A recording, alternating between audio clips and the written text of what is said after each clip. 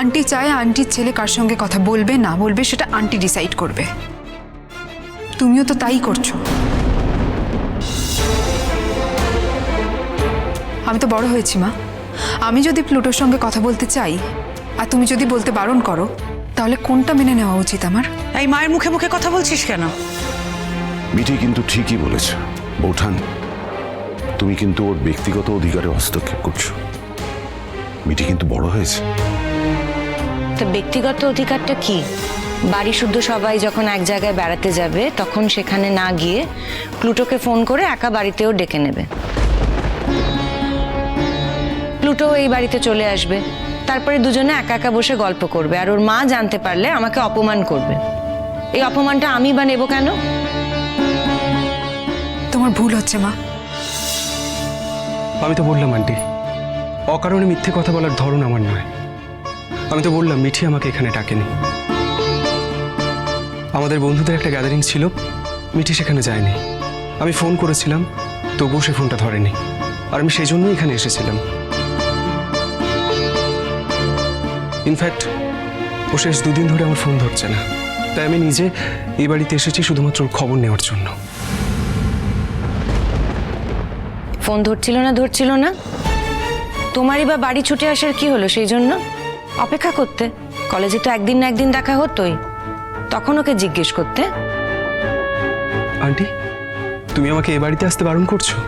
বৌঠান, তোমার যদি মনে হয় এই বাড়িতে আমার একটু অধিকার আছে, তাহলে আমার ভাইপোকে কি এখানে আসতে মানা করতে পারো?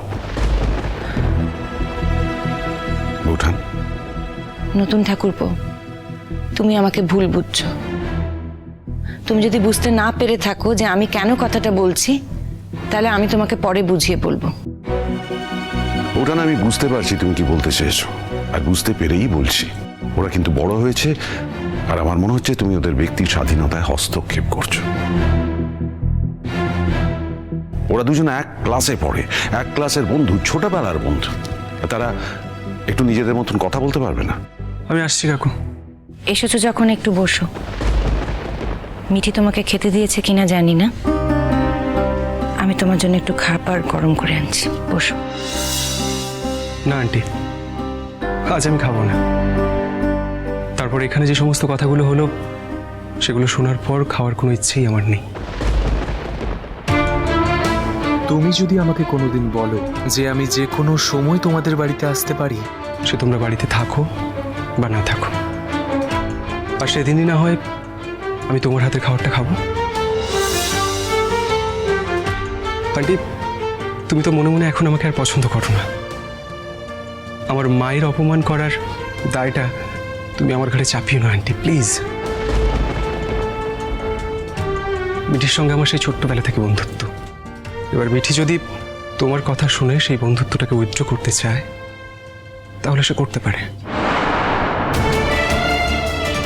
কিন্তু আমি আমার মায়ের কথা শুনে এই সম্পর্কটাকে এত সহজে উইথড্র করতে পারবো না। আই এম সরি আন্টি, আর এখানে আমি তোমার কোনো কথা শুনবো না। নতুন কাকু আমি আসছে। আমি তোকে বাড়ি অবধি পৌঁছে দিই? না, আমি নিজেই চলে যেতে পারবো। সাবধানে যাস। যা। বৌঠান, তুমি কিন্তু আজ প্লুটোর সঙ্গে ব্যবহারটা ঠিক করলে না। তুই কিছু মনে করিস না। হ্যাঁ, নতুন ছেলেমেয়েরা বড় হচ্ছে, তাদেরকে এইরকম শাসনে রাখতে হয়। পরে যদি কোনো দুর্ঘটনা ঘটে যায় তখন দুর্ঘটনা? কিসের দুর্ঘটনা?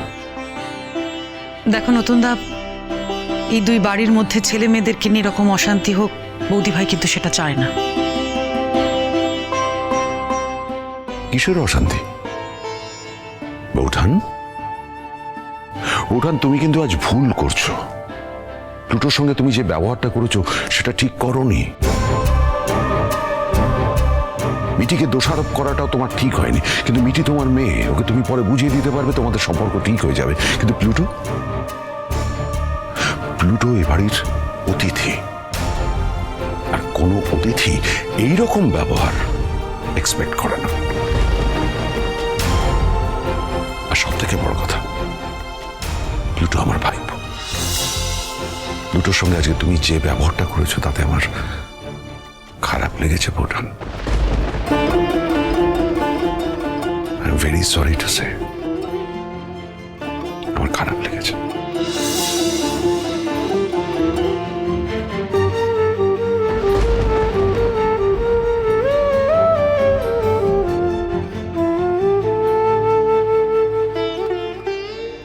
তোমার জন্য, তোমার জন্য সকলের সঙ্গে আমার ভুল বোঝাবুঝি হচ্ছে, শুধু তোমার জন্য। কতবার তোমাকে বারণ করেছি, কিন্তু তুমি কোনো কথা শোনার প্রয়োজনই মনে করো না। অসভ্য মেয়ে কোথাকার। কত অপমানিত হব তোমার জন্য, কত মাথা ছোট করবো। আর আমার জন্য? হ্যাঁ, তোমার জন্য। প্লুটোর মা যে শুধু আমাকে নিয়ে তোমার সঙ্গে কথা বলেছে তা নয়, প্লুটোর মা তোমাকে নিয়েও আমার সঙ্গে কথা বলেছে মা।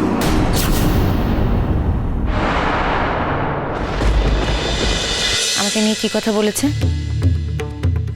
সে কথাগুলো আর জানতে চেও না, বলা বাহুল্য বলে আমি কথাগুলো বলছি না, তোমাকে বলিনি। বাইরের লোক যখনই যা কিছু বলেছে সেটা নিয়ে এসে তুমি আমাকে চার্জ করেছো, কিন্তু আমি তোমাকে বাইরের লোক কি বলেছে না বলেছে সেগুলো এসে কখনো বলিনি মা। এটাই তোমার সঙ্গে আমার পার্থক্য।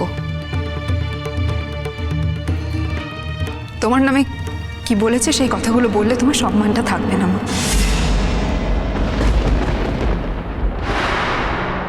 তাই আমি সেই কথাগুলো আর উচ্চারণও করতে চাই না।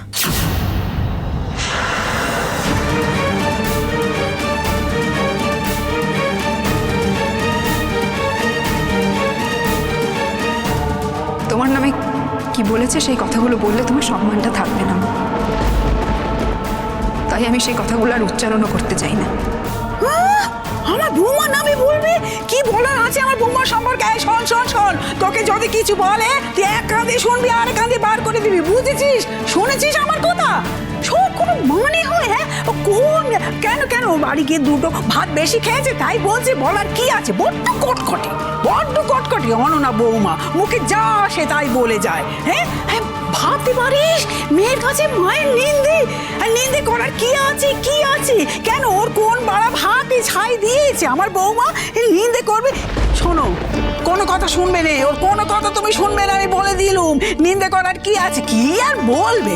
এই তো বলবে যে মেয়েকে বেশি প্রশ্রয় দিয়েছো, মেয়ে তোমার কথা শুনছে না, এই তো বলবে। আর তো কিছু বলার কোনো কথা শুনবে না, বলে দিলুম।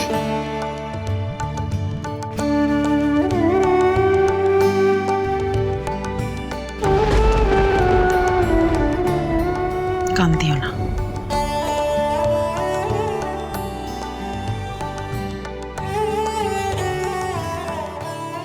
কি এমন বলেছে মিঠিকে? মিঠি এভাবে কথা বলল? অনন্যাদি এভাবে উঠে পড়ে লেগেছেই বা কেন আমার পেছনে? যখন তখন যা ইচ্ছে মনে হয় বলে দেয়। ছি, নতুন ঠাকুরপোকে নিয়ে কোনো কথা বলেনি তো মিঠির সামনে? তাহলে তো আমি লজ্জায় মুখ দেখাতে পারবো না আর।